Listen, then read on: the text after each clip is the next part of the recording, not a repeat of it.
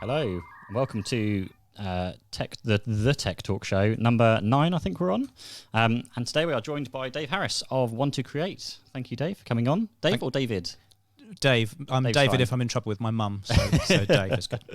So Dave runs a local marketing and web design agency who are based in Hampshire, and we come across you very, very often at networking events. Yes, yeah, You're we're on the rounds. all over the place. And so I thought it'd be good to get you involved in one of the podcasts and the live streams because obviously we see a lot of you and we like your work, which is good. And you've done some work for some of our customers, I think, as well, yeah, which we've seen and obviously very impressed with. So yeah, we thought we'd get you in. Perhaps I don't know if you want to start off with a bit about yourself and how the company started and that whole journey. Sure. Okay. Well, so I started off a long time ago. I set One2Create up in 2002. Before that, I was the head of new media for FTSE 250 company. But I've been doing marketing and design for about 28 years. So despite my boyish good looks, I've been around the block a few times. But I set One2Create up in 2002. And when I did that, I had this crazy idea that I was going to go freelance because I'd always wanted to do that. And I moved to Spain, and my idea was I was going to live in Spain, do a few jobs a year for English customers and sit on the beach. And in 2002, I think I was just ahead of my time because everybody wanted to see me personally. I was just always flying back to the UK. I used to go on the EasyJet website and book like 10 round trips in one go and all this kind of stuff. Wow, okay. Yeah, I think I worked out after about 7 months, the longest I'd managed to stay in Spain without coming back was 10 days. And I'd literally sold up like lock, stock and barrel. So fully moved your life over. So when I was in the UK, I was like sleeping on my parents' couch type thing. So then I came back to the UK, and it was probably a good move to do because I ended up getting an opportunity to go and do some consultancy work at a company that then decided that they were going to outsource all of their internal marketing and design work to my company. Excellent. And that's when I ended up taking on like my first employee because they ended up 2Ping across a staff member Right, okay. to me in the business. But the thing I think that's kind of ironic is that if I was to have done what I did back in 2002 now, it probably would have worked and I probably would still be sitting on a beach somewhere. Remote working is huge now. Everyone's used to like video conferencing and absolutely. Skype But when I did it, I think the reason that I thought it would work in 2002 is because I started to work from home in the mid-90s at a time when you said you work from home, people used to look at you like you told them that you'd been abducted by aliens or something. Nobody understood how you even did it. And that came about because I always had better computer equipment for design work in my home than a company that I went to work for would have. So my boss quickly realised that if I went and worked from home, I could do like twice as much because my kit was better. That happens quite often still. We had, I won't name any names, we had someone from a local newspaper come in. Actually, local newspaper probably isn't many of them, is there? No. They came in to look Subtle. at the video and live streaming stuff we're doing here, and they were like, we'd love to come and like use some of your equipment. It's like, yeah, but you're like in the newspaper, you're like part of the video and the media department. Surely you have it. No, our stuff's like 10 years old. Yeah. Really? But this is like your business. That's crazy, isn't it? It's really, really mad. Yeah. So that still happens today, which is bizarre. Yeah. So sorry, yes. Yeah. No. Yeah. I can completely understand that, especially in like larger companies, because I can recall a time back in the early days of web, where we came up with an idea at the company that I used to work at before I set my business up, of producing like customer portals, so that people could go on and like do all the various bits and bobs that they wanted to do. And we developed a system, and we couldn't use it because hardly any of the customers had rolled internet out across all of their... So that's how long I've been in the business, right? We built a system that no one could use because... What broadband speed did you have? Can you remember what speed was it like back then? Broadband speed? Was it, when was I this first started... 56K? Was it like 28? No, I remember 28K? the first modem I had was 28K, Yeah. And then I thought I was really cooking with gas when I went up to the 56 or whatever it was, with the great dial-up and that lovely noise. Yeah. But yes, but it seems crazy when you talk to people now. But that I can actually recall a time when and we're talking about the clients of the company I used to work for. We're talking huge. I don't want to mention names, but huge household names. And then you'd speak to them, and you'd find out that like only 3 people had an email address in the whole company, and so you couldn't do it. Wow. But what was really interesting with that is, so obviously we shelved that idea, and a few years later, that company that I was working for actually won a huge customer. They were a tech savvy customer because they wanted that And it was like, oh, we've got it. And we kind of had to dust it off and like just refresh it a little bit. Roll it out again. Yeah, but it was kind of all there. Everyone's got an email account now. Yeah, absolutely. Yeah, absolutely right. So we can do it. But it seems weird to think that, 28 years is a long time, but in tech, as you'll understand, 28 years is like a million lifetimes, isn't it? If you think, if I just think of what's different in the web today to 3 years ago, it's phenomenally different. So you can imagine all the things that I've seen. Things I have seen. The broadband speeds, has that, obviously it's improved over time, but has that really changed? Because I guess back in the day you were dealing with much smaller file sizes as well. Yeah. So is that just kind of grown as broadband speed has improved in the file sizes? And I think that broadband speeds make a huge difference now. So what you've said, back in the day, absolutely right. One of the biggest skills that you had as a media producer back in the day was getting things to be as small as possible. And that was the same because I used to do multimedia as well. So and starting off on CD-ROMs. Yeah.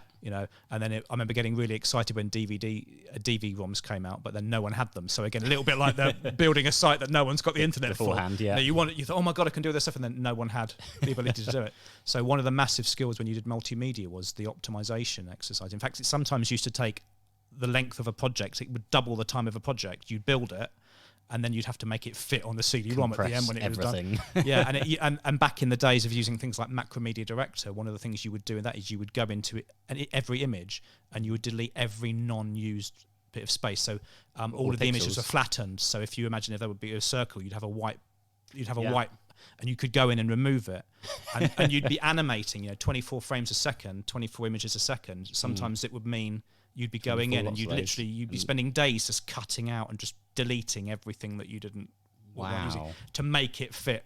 That must have taken days. Yeah, it used to take days and days because it was twofold. You had to make it fit on a CD-ROM, but then you also had to consider the bit rate of the CD-ROM player as well. So you then run it through software that would tell you whether you were going over or not the limit of a player. And then when you move on to the web, a lot of the stuff that used to happen on the web in the early days was similar. It was trying to make it fit get fit down a dial-up. Yeah. Because I came from a multimedia background, I remember getting really excited about moving into the web, and then really disappointed when I got into the web because it seemed like I'd gone back 15 years because you could do so much on DVDs and CD-ROMs by the time that multimedia kind of died. And then you were on the internet, and it was like, well, you've got two choices. You can either just have a page with text and a flaming logo in the top, or you can try to do some lovely design stuff, and it was so limiting. But lots of going from quality to just speed at that point, isn't it? Going from down the quality. Absolutely. So I think really, I remember saying this to somebody. It was about 2 years ago. Broadband speeds had just got to the point where you could do really cool stuff online, and it was like 2 years ago was what I thought the web was going to be like when I shifted across to it. Back in like the late 90s. But I don't think that worrying about broadband speed is as big a thing now as I think broadband speed has kind of almost surpassed the things you do. I mean, you could still make stupid mistakes on the web and like load a massively unoptimized image. I do that from time to time. And slow things down. Upload a photo to our website on a blog post and go, oh, that's an awesome photo. And then you realise it's like 20,000 pixels. Yeah. Actually, they're only seeing like 400 of those pixels. No, let's compress it down. It's very easy. I mean, you can do that in all sorts of things. I remember years ago working on an animation project back in the studio with one of the girls that used to work for me, and the work file was just really, really slow. We were trying to do something. It was just taking forever. And then when we actually looked in it further, the images that she was using in the animation file were like 100 times bigger than they needed to be. So it was like the equivalent of it, like you could have printed it off and plastered it on the side of a building. Excellent. Yeah. So obviously she had to do this whole exercise of going through and getting them all the right size, so then we could actually work in the animation tool again. And you had broadband issues in your office a while back, didn't you? We did. You had slow broadband. That's been fixed recently, hasn't it? It has, yes. So we were in the crazy situation where we didn't have broadband in our studio. Which is nuts for a creative design Absolutely, agency. Yeah. But we've been in the building that we're in for about 15 years. So obviously 15 years ago when we moved in, the 3 megabyte standard was like, okay, it sounds good. But then we've moved on, and so it got to the stage where you'd go into our office and there was never anybody in because everybody had just gone home to do stuff with online. their fibre broadband Yeah, at home absolutely. or what have you, But yeah, no. So I think about 2 years ago we finally got fibre in, and it's crazy to think back how we used to manage before. Because that's a leased line as well. It's not just FTTC. It's full on leased line. So your uploads must be flying by now. Yeah, super fast. Yeah, we had that here when we moved in here. We went from a 20 meg upload to 100 meg upload. Actually, I think we get a gigabit upload, but I don't think they've realised that they've given us a gigabit yet. Awesome. yeah. Shame you can't edit that bit out. If only we went live. True. I don't think they watched the live stream. It's fine, hopefully. But yeah, but literally we go and upload YouTube videos. You upload and it's just like done in a second. Yeah, incredible. Yeah, it makes such a difference, doesn't it? It's just because you just sat there waiting for it. That's the main thing, and you get into the habit of just sit there. And I do it sometimes still when I export the videos from my laptop. I'll sit there, click export, and I have to wait half an hour for it to do. So maybe that's next thing. Bigger laptop, Mac Pro. You seen the new Mac Pros that come in, the cheese grater Mac Pros? No, I haven't. No. You on Macs in the office? We are. You are. Yeah, they've. Do you remember what the starting price? There was a silly starting price and a silly end price, wasn't there? Yeah, so it starts at $4,999. Wow. And they haven't. That's for a fairly low spec model. Yeah. Oh, and that doesn't include the screen, so you have to pay an extra $1,000 to get the screen, isn't it? Oh no, the stand. The stand's $1,000, so you can buy a screen which is $5,000 for the screen, which is obviously like a video production, very pro. But to get the stand is $1,000. Which is just they're good at making their money, ridiculous. Aren't they, and because it doesn't come with a stand, you either have to spend $1,000 on the stand or like $400 on the Visa mount. Yeah, it's just ridiculous, really ridiculous. But they come out with the latest Mac Pros, which are something like $40,000 for, again, all singing, all dancing, people designing movies and stuff like that. Yeah, but most of us, we're mostly on Windows. We've got a few Macs around the place. But Macs. We're predominantly Mac at the office. Is that lots of Adobe Creative Cloud? Yeah, everybody's on Creative Cloud. The only people that don't use Macs are like the web development side of things because they all they for some reason prefer PCs. It's weird because I'm an ex-PC user, so I'm same. A bit like ex-smokers. I'm the worst because I used to use PCs and I got to use a Mac. I basically discovered Apple computers. I went on a training course up in London, and they didn't have any PCs available, so they shoved me on a Mac.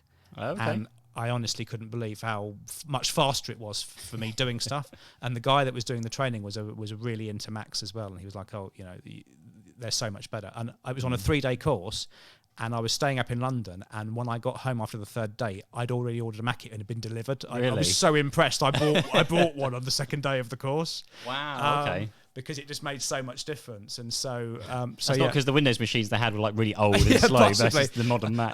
Well, I haven't done a side-by-side comparison in modern day terms, but I know that I've always used really good computers, and so the PCs that I had were top spec, and then a top spec Mac versus a top spec for what I was doing in design work were much better. I think the gap's probably changed a little bit now, but I'm seeing a lot of people, lots of creatives that would create content and things like the video stuff we're doing. They're starting to switch back to the Windows machines now because, I guess it's bang for the buck. Yeah. Maybe where the Tim Cook's starting to slowly destroy Apple from the inside. Very possibly. The fact I only have 4 USB-C ports on my Mac and I can't plug anything else into it. You need to get slightly annoying. You need to get some dongles. I've got a ton of my whole bag is full of dongles. Have you seen that great video with that Spanish bloke laughing? I'll send you a link. There's a really funny video, and it's like a guy from production in Spain.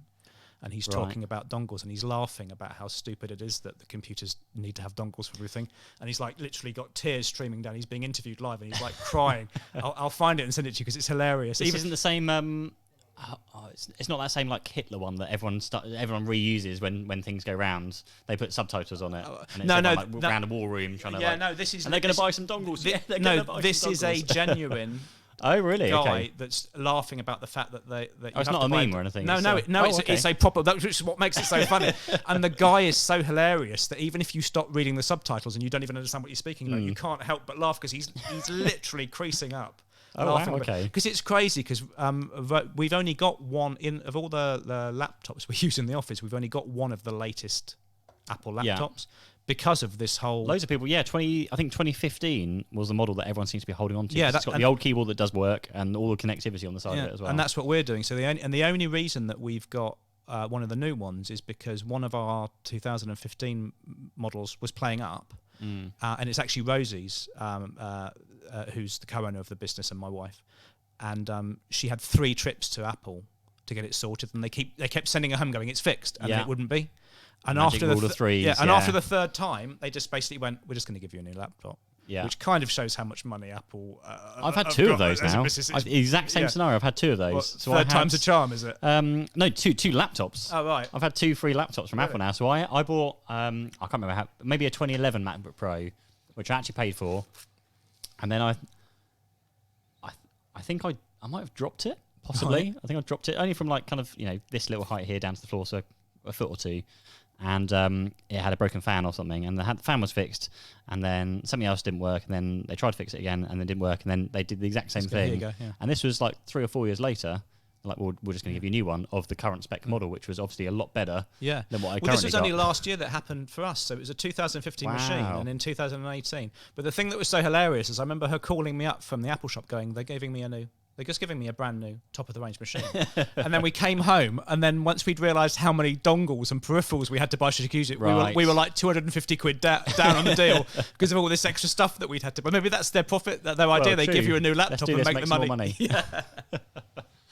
So, obviously, so I guess maybe talk about how you actually started the business. So where did that? So you're obviously working with other agencies and other companies before. Where was the What was the moment that made you think I'm going to go off and do my own? Okay, so it's a kind of a weird story actually. So before I did graphic design and marketing, I was an apprentice engineer, and really weirdly, in the 80s there was a recession. And the engineering company that I worked for basically decided that they were going to fire everybody in the business that wasn't an engineer, and they put us all in their jobs. Which, can you imagine doing that now with HR, right? No. So literally I got told on a Friday, as of next Monday, you're in the graphics department. Right. Okay. Some people ended up now a graphic designer. Yeah, some people ended up in like the mail room and all the weird stuff. I don't think anybody ended up at the canteen, but I think that was it's like a pre-arranged marriage. Yeah, pretty much. And I enjoyed my time doing the graphics so much that when they said, "Oh, we'll have you back as an engineer," I was like, "Actually, do you know what? I'd like to stay," and I'd already positioned my boss to stay, and that's kind of how it started. But before then, so when I was an engineer, you had 2 options as an engineer. You either were on the people's payroll, or you basically went contractor, and contractors earn loads more money. Yeah. And it was something that I always wished I'd done when I was a engineer, but I'd never had the guts to do it. And then obviously I shifted. And so when I started to think, actually, do you know what? Maybe I don't want to work for anybody anymore. Maybe I should go freelance. The first time I thought of doing it, it's like, I'm just going to do it because I never did this when I was an engineer, and I still regret it. Okay. I still kind of regret it now that I didn't do it. At that point, yeah. Yeah. Wow. So it was basically I've kind of done everything I can do working as an in-house designer. I was already the head of the department. I was never going to be made a company director. Yeah. Doing marketing and web marketing and design. So I just decided in 2001 that I wanted to do it, and by 2002 I'd done it. I had a really good relationship with my old boss, and so I actually told him that I was planning on leaving and gave him loads of notice. I didn't just go, "I'm going in a month." Yeah. And that kind of stuff. I sort of allowed them to sort of like sort everything out.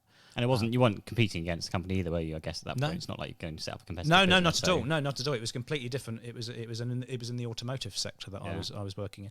So you didn't get him to hire you back for a few months under your new company. No. Like although I did end up going back in as a consultant there. Oh, really? Yeah. After about 6-7 months, I ended up going in and being a consultant.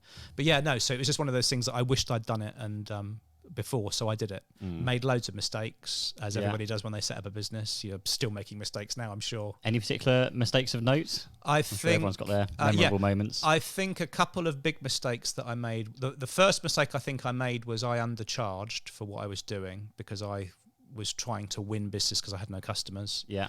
And then you end up in a position where you're undercharging, you can't really afford to maintain it, but then you've got customers that you have to think about, what do I do now? Because I don't want to put the price up for you. And and upset everybody. I think that was a big mistake. And another massive mistake that I made for quite a long time is I ended up having one customer that equated to about 96% of my company turnover. Wow. So obviously they always got the lion's share of my studio's attention because they were such a big customer. And then they had a hierarchy change. the new person came in and had their own ideas and their own agencies that they wanted to use. And so fortunately we had a contract in place that lasted for a year to give us a bit of time to recruit. Very good. Yeah. Always get your contracts done. Yeah, absolutely right. Yeah. But yeah, I think that was a a mistake I made. I think it's really easy when you set up a business that you don't think of it as a business. Yeah. I think that's a mistake loads of people make. They almost like run their business thinking at some point it'll turn into a profitable business. But it's one of those difficult things because you're constantly trying to keep an eye on everything and make sure business is coming in and you're trying to grow the business at the same time. It's very, I'm very much just winging. Yeah. It's hard. Winging what we're doing. It's hard, but I mean, it's interesting because you actually put me onto, you posted a video, one of your many videos that you push out to do with that Profit First book. Yeah. And I'm still putting that into place, but I've been putting it into place over like the last 6 months. Yeah. And that really was a massive eye opener because when you'll remember from when you read it and it's all talking about how as a business owner you're always making sure everybody else gets paid and you're always second best and blah blah blah. And it's like the first chapter was like, my God, this is like the story of my life since 2002. And this guy get out of my head. So I definitely would recommend that book to anybody that asks because I think it's a really good idea and it's a really good way of making you actually start to think of running your business like a business, not like something that's going to become a business at some point. Yeah, because we literally had all our money in one account before. I don't know if that was similar to what you were doing. Yes, absolutely. Yeah. And you go to buy something and you're like, can we actually afford it? And we've got VAT coming out next month. We've got corporation tax and I think we can afford it. At least you used to think of that. So when I only had one account, I would just go, I'm going to get that. And then all of a sudden you go, hang on a minute. Oh yeah, we didn't really have all that money. Oh. Yeah. Oh, wow, okay, yeah. I don't think I was ever that bad. No.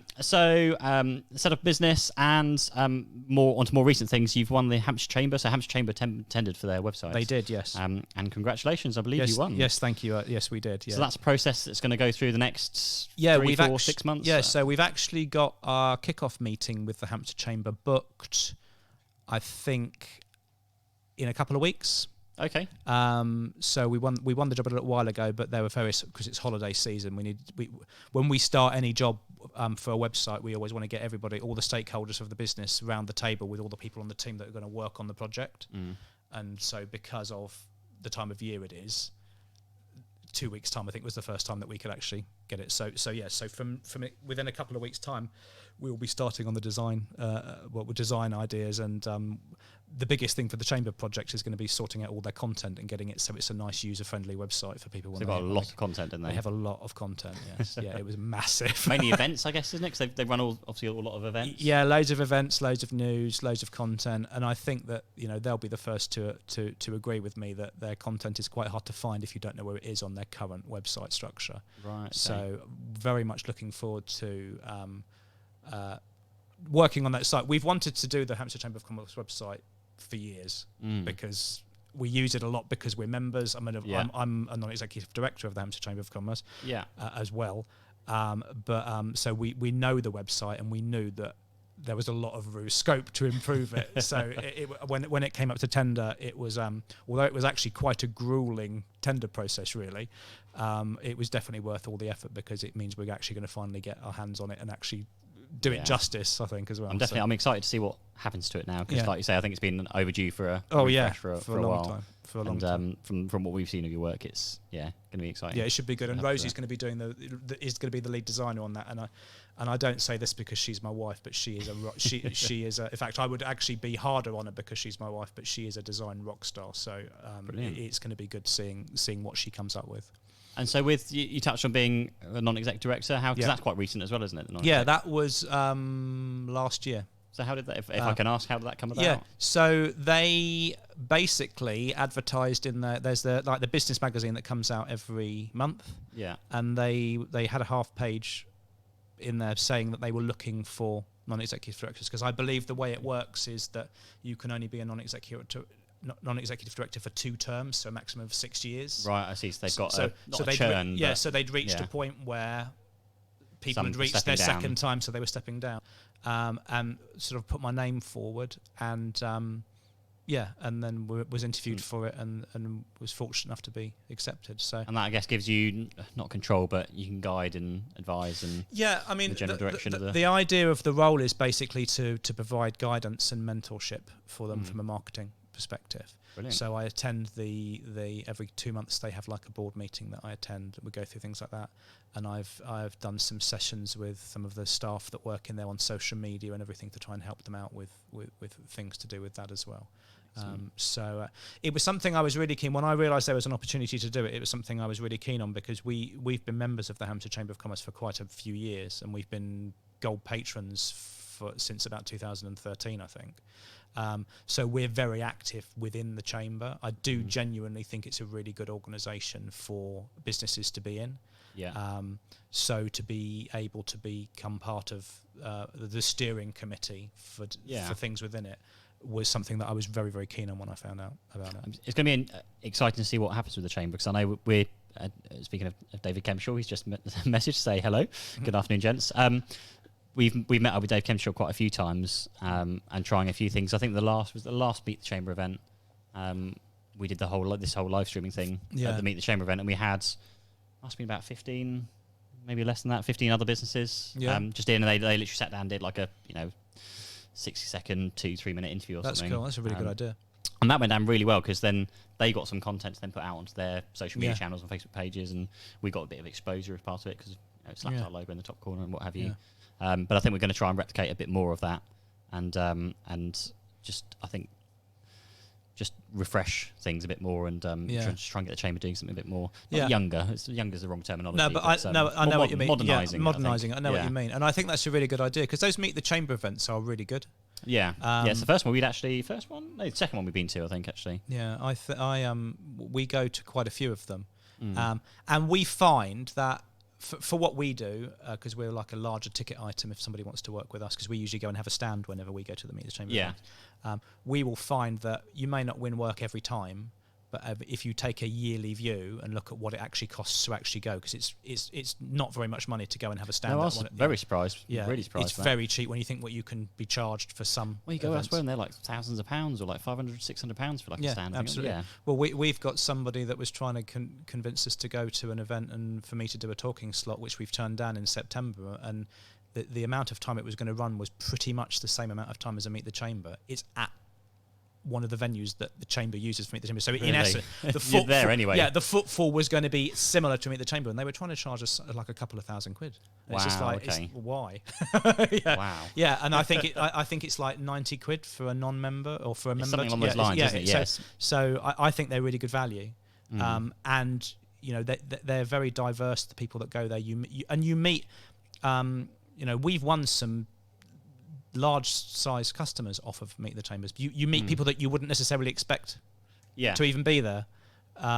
So I'm a massive advocate of those. And onto public speaking and keynote presentations, because that's something I'm looking to get into. I think I've said before, I'm massively nervous about public speaking, and I hate the idea of it. I don't know why. You're great on camera. I'm fine because there's like three of us in the room. It's fine, but as soon as I stand up on a stage of people, it's just horrendous for me. So, but the thing is, I need to do it to get better at it. So I need to go somewhere where I can be absolutely horrendous and fail miserably in front of people. Sure. A few times so that I can get better at it, and then I can feel more comfortable. But so I don't know. How did you start off with the whole kind of public speaking route? Yeah, it's kind of weird. So basically, if we were to rewind back to 2012, when we moved away from the one customer that was huge amount of turnover, and we had to reinvent ourselves, we kind of had a meeting internally. It was like, okay, well, we need somebody to like raise their marketing company. Yeah, raise their profile from a business perspective. We decided that we were going to at that particular time that we were going to focus on doing some events and getting and trying to talk at events as well. And so basically, I just got nominated. Okay. Mainly, I think the reason I got nominated was it kind of made sense because I'm the MD and the owner of the business. Yeah, understandable. But also, out of all the people that could have done it, I was probably the most comfortable at doing it, because when I was much younger, I used to teach martial arts, so I've stood up and taught a class of 100 people before. So I didn't really, so I wasn't worried so much about, or I didn't think I was worried. So the very first speaking slot we got was actually for a Hampshire Chamber of Commerce breakfast briefing, and I was told look, it's a breakfast networking meeting. There's going to be about 20 people there. Go and do your talk. And and I remember turning up, and I turned up, and one of the guys that used to work for me turned up as well. And we were going to share the talk because it was like the first time we'd ever done it. And we got there, and it was like a round. The place was set up, and you can imagine like round tables with tablecloths on that 10 people at a table. Yeah, there were 6. So it wasn't a handful of people.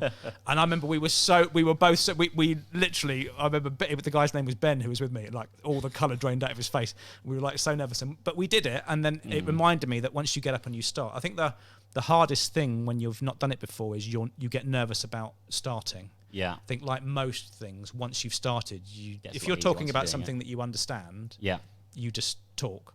And then it's the after bit I struggle, because then I'll the couple of moments I have done public speaking, I'll come off stage and then forget about what I've just talked about. Oh, really? That's just like my nerves catching up with me or something.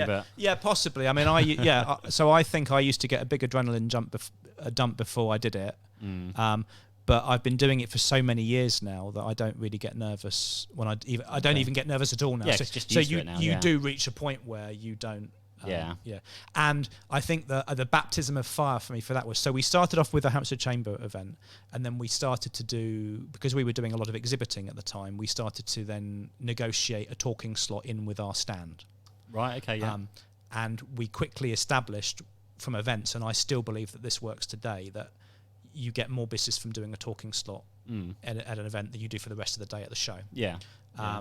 We then took so we did that for a while, and the big baptism of fire, which I think killed my nerves forever, was we did a 2-day event up in London. It was the Great British Business Show in London, and I'd only half finished my presentation because we were getting a brand new stand. We put augmented reality in it. This was years ago, so we were like super ahead of the game with this thing, and we spent so much time doing this that it was like, I'll do my talk. I'll write the talk tomorrow.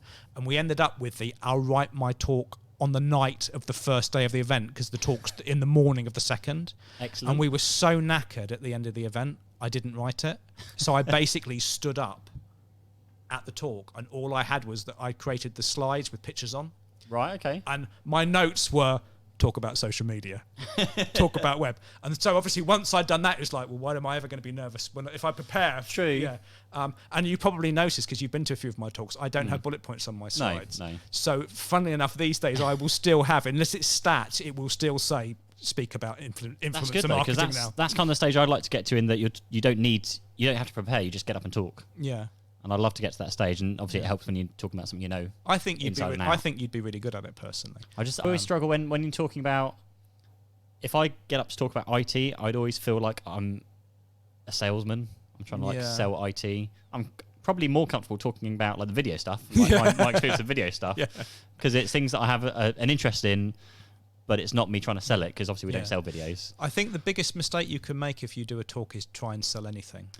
So there would be a way of you standing up and talking about IT where you're not actually trying to sell IT. I still feel, even if I'm talking about email security, if like how much you need it because of all the threats that are out there and all the viruses, I'd still subconsciously in my mind be going, you're trying to sell them, you're trying to get them to buy email security, you're trying to get them to do this. Yeah, I understand. Even though you're just trying to provide valuable content. I understand. Although having watched your videos and like talked to you loads, I don't think you'd come. You might think that that's what you were doing, but I don't think you would come across. Okay. Because I make a point. I never try and sell anything when I'm doing my talks. But I get sales ops off of the back of doing talks, even though I've gone out of my way to never. So all my talks, I mean, you've attended them. I don't say about you need SEO and you need an agency. I talk about you need SEO and these are some things you can look at. You can go and do it. Everything is always this. Try this. You could do that. I'm never trying to do the whole you can't do marketing yourselves. Yeah. But I think because I give all that free advice away, I obviously come across as knowledgeable. People, I get leads at the events, but I will also quite often get people call me up after the event going, I've been trying to do some of the stuff you've done. It takes a load of time. Yeah. How much would you charge to do it for me? Exactly. I get that. That's something we had recently. So we had a guy did you do much PPC campaigns and that kind of things? We do some. So we had there was a guy that offered me a free review of our AdWords account, or Google Ads account it's called now. And he looks over our account, gave us a 6-10 page report or what have you, with a massive long list of 20 or 30 things to fix. I just took it away and I fixed it, or as much of it as I could do. And I even went back and asked him a few more questions, like, oh, that comment you wrote about that, what did you mean? And if I did that, would that kind of do it? And he was really, really helpful and helped. Bless him. Obviously, I know that he is there to get the business out of me eventually. But he's been so helpful that I know that when I get to the point of needing something that I can't do, then I'm probably going to talk to him as well. Of course. Because he's been, exactly like you say, he's given you the value and given you the information you need. It is just those people who come back and say, actually, I don't have time or can't afford it or whatever it is. But equally, you might find another scenario where one of your customers might ask you if you know anyone that can do PPC. Exactly. You're going to obviously recommend this guy. That's a very similar take that we make, which goes back, and again, I'll have to give credit to Rosie because it was her idea back when we were reinventing ourselves. We wanted to become knowledge and information givers. Yeah. And the idea almost like pay it forward. So we never hard sell anybody. I never hard sell anybody ever, even if I'm in a sales meeting. Yeah. I talk about things. I get quite passionate when I talk about stuff. It took me a while. I mean, I can move on to trying to close a deal, but I've got a very soft sell because I hate being sold to myself. It's such a difficult thing to do, though. So and it's something I still battle with constantly, that we were always and are still very much if you want some help, we're here for you. Here's the quote and here's the price. Then great, and then we'll leave it. Yeah, and then we might chase them once or twice, and then we feel like we're starting to nag them, so we stop. Yeah, and we had that with another customer or another prospective client we were looking at a while back, and we just let it go quiet. Like, okay, they're obviously not interested. And then literally, it must have been 6 months or a year ago later, we started getting in touch about something else, and we said, "No, did you do anything with your IT in the end?" It's like, well, no, you guys stopped contacting me. I thought you weren't interested. Like, yeah, but when we did ask, you didn't reply back, or you ignored us, or it's like, do you constantly like chase them, or do you just leave them alone? There's definitely like a halfway house. We kind of go in the middle of the road now. But I think. I mean, when I say I don't sell, I do a very soft sell. I do a very soft sell in meetings. When I get to the point where I quote someone, we have a structured system in place where we will reach out. Step one, chase, have you made a decision? Have you? And we don't really ever stop until someone says no. Yeah. And we will, and you do reach that thing where you think, oh my God, they're going to think I'm stalking them. And I sometimes joke with people and say, look, I don't really want to be stalking you. So I always ask people, when do you think will be a good time for me to contact you again? Yeah. But I always keep control. I've read loads and loads of books on selling. I always keep control of the sale. I never let somebody say, let me call you, because then you've lost control. So I do there's lots of hard selling things in our process, but I'm never hard selling. I'm never like, but I do think that if you've gone to the trouble to look through someone's brief and provide them a quote and give them a quote, they should have the respect to say yes or no. Yeah.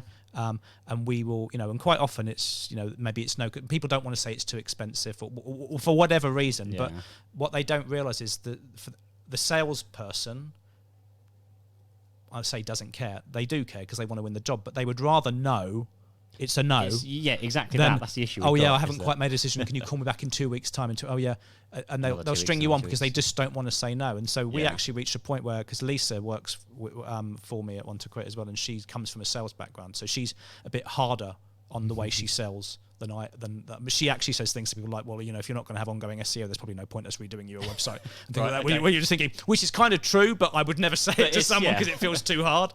But she will actually reach a point where she'll say, look, is it a yes or a no? I don't mind, but just let me know. Yeah. Because I do genuinely think, because I'm still involved with new business at One2Create, that when if anybody was to quote me for anything, I would always go back and say no. And I'm not going to worry about hurting their feelings, because I know that the salesperson isn't going to have hurt feelings.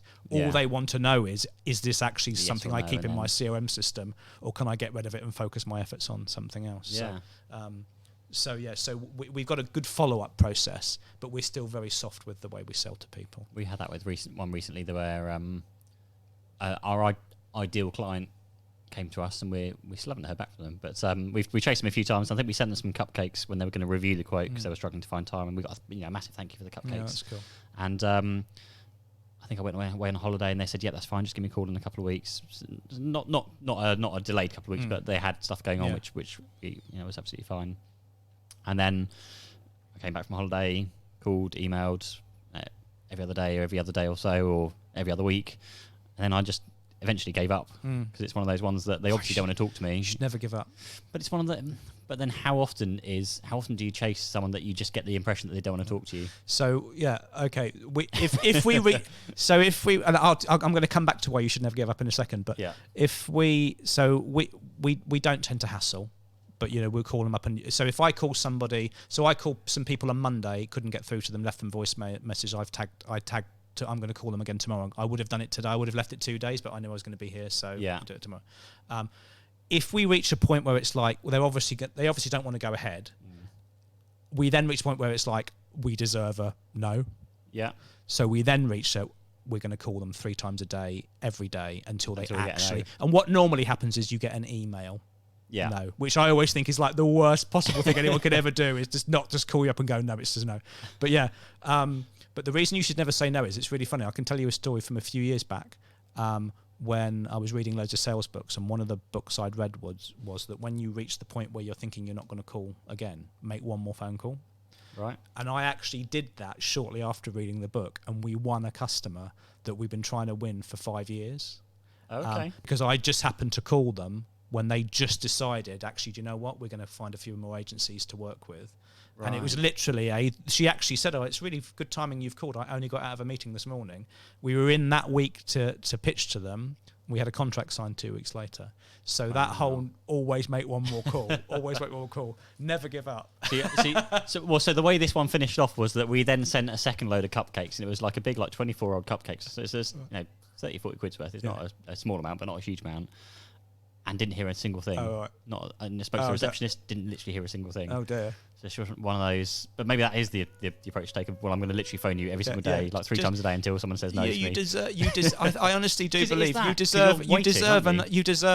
Yeah, you put the legwork in. Because you put loads of effort to do a quote, don't you? Yeah. And it's just like, it doesn't take much. And you're not going to be offended. If somebody says to you, we went with a different supplier, you might go, why? And you might learn something. Because that's the other thing. Exactly I actually think you can learn more from the people that you don't win as customers than you can from the people that you do. But yeah, no. So yeah, we reached a point where it's like, no, we are going to get. But yeah, usually you end up with an email. But the reason I do think it's worth persevering is because we also quite often get told when we win things, if they've been quite long and drawn out. The reason we went for you is because you're the only people that kept in contact. Okay. So I think if it's a person that's actually genuinely wants to buy, but it's just not the right time, they don't mind being. Yeah.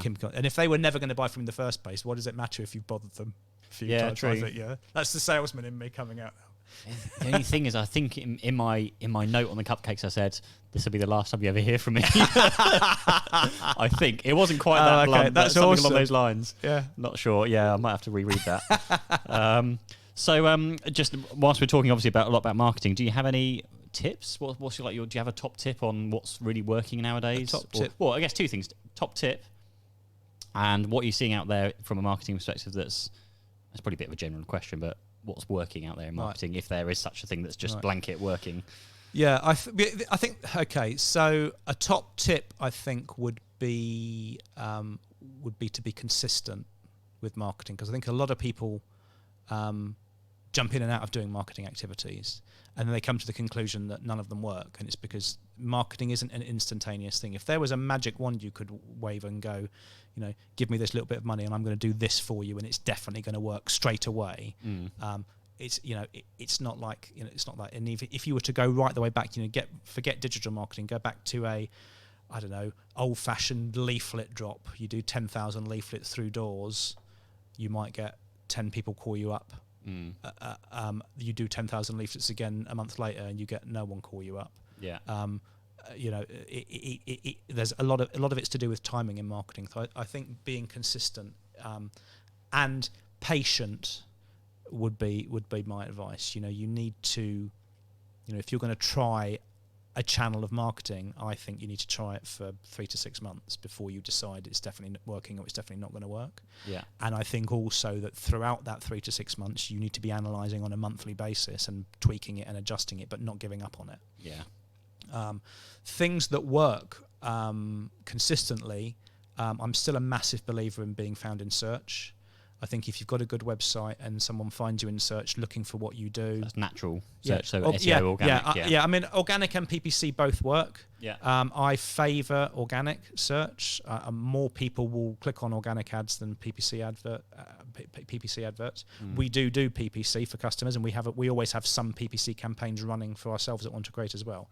But being found in search, I think that you're such a warm lead. If somebody looks for a web design agency in Hampshire and finds One2Create, and they call us up, we're a web design agency in Hampshire, so why are we not going to win them? Maybe they can't afford us, perhaps. But it's not going to be because we're not a web design agency and we're not in Hampshire. They're a very warm lead. Yeah. So I'm a massive believer in search. I think video is massive still. Yeah. Although I read a report recently that says video is leveling off now. It's not. Yeah, that was that the LinkedIn one. Yeah. Yeah. It hasn't gone to negative. It hasn't gone to zeroed out, but it's not growing in the same way. I think doesn't get as much reaches. No. What was it? Document attachments I read on LinkedIn are getting much more reach. So if you write a blog post and then attach, or write a post and attach a document like a PDF or something, that apparently is getting boosted. Yeah, I've read. I've read be. that as well. Yeah. I just need to write some different content. Yeah. Transcribe some of your videos into good old rev.com. But I think that as LinkedIn Live starts to roll out in the UK, I think video on LinkedIn especially will probably have another revival. Yeah. But it'll be live. Any tips or insider tips on when LinkedIn Live might make its way? Your guess is as good as mine. I mean, it's starting to be rolled out in the UK now. I still don't think it's fully rolled out in the States. I don't really understand why they're not rolling it out just across the board. Yeah. Whether that's architecture perspective or whether they're trying to keep it special so that only select people are getting it. But to even have a chance of getting it, you have to apply, and then you get an email back almost straight away going, "We can't tell you if you're going to get it or not, and we won't be able to tell you why you didn't." Sorry, you didn't pass the requirements. Yeah. What are the requirements? Can't tell you that. Yeah, no, yeah. So because I've applied twice and I haven't got it yet. But at some point, more and more people are going to get it, and I think that's going to be a big thing. Okay. I was going to ask you something, I've forgotten about it already. That's my cunning plan. I guess so over the years, there's been big changes and things going from traditional print to digital. Yeah. Are there any big shifts you're seeing at the moment, or because I know some people are starting to go back to print again, and whether there's a bit of a mixture? Yeah. Do you know, it's funny because I think that direct mail actually kind of works again, weirdly, because you went through a stage. I mean, I can remember a stage in my career when emails weren't as prevalent as they are now, where you'd be really super excited when an email arrived, even if it was spam, because you just got an email. But I would equally open up the post in the office over the bin, literally dropping things in without even reading them the minute I saw that they were marketing related. Yeah. Whereas I think we've actually got a complete 180 on that now, and I think that we've run some very successful direct marketing campaigns at different price points, because the thing with direct marketing is so you've got to factor in postage. Yeah. So even if you come up with a cheap thing that you're going to send, the postage could sometimes you can get hammered on the posting. Yeah.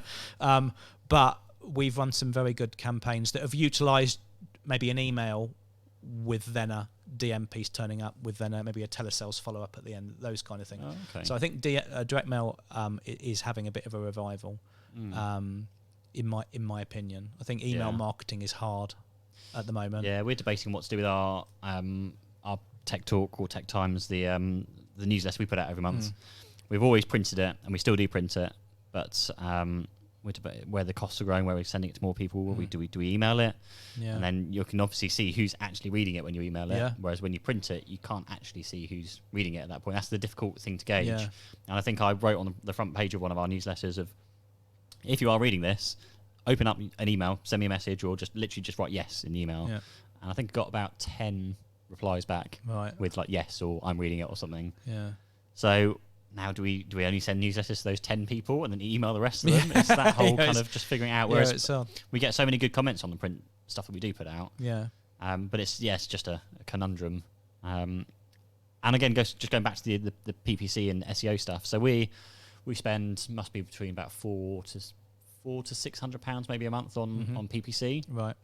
Would you think, personal opinion, that the spend's better off an SEO? What, when we're not getting a huge amount of leads for that £400 to £600? I would say I would always go. People that do PPC as their primary thing are going to. I can think of a few names that are going to disagree with me on this, but from my perspective, when you think of marketing and think of it, I kind of think of it in layers. Because people have only got so much money to spend. So you need to have a really good website, because that's basically going to be the result of all of your marketing. Whatever you do after you've got your website in place, people are going to visit your website. So your website needs to be good. I think that for me, the next layer is organic search. Okay. And then I would layer in social media. And probably then I would have a PPC layer. My only deviation to that was if you've not done organic or you don't have a very good organic presence in search, it can sometimes be very helpful to run a PPC campaign for a short period of time whilst you're doing the organic, because organic isn't instantaneous, PPC is. Work over time, Google, when you're doing organic SEO, only gives you a very small snapshot of keywords that are performing well. Because of their users' privacy, and they respect it. However, if you're paying, they tell you everything about their users. So they really respect the users' privacy. That was a very long answer to your question. But I would say if you were spending £600 a month on PPC, you wouldn't have to spend £600 a month on an organic search, and you would probably in the long run end up getting better results. Yeah, interesting. I think. Yeah. Cool.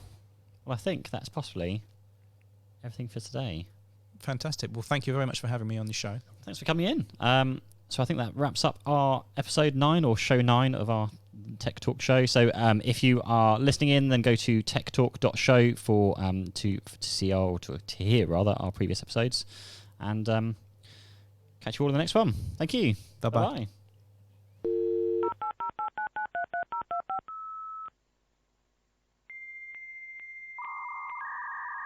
Bye.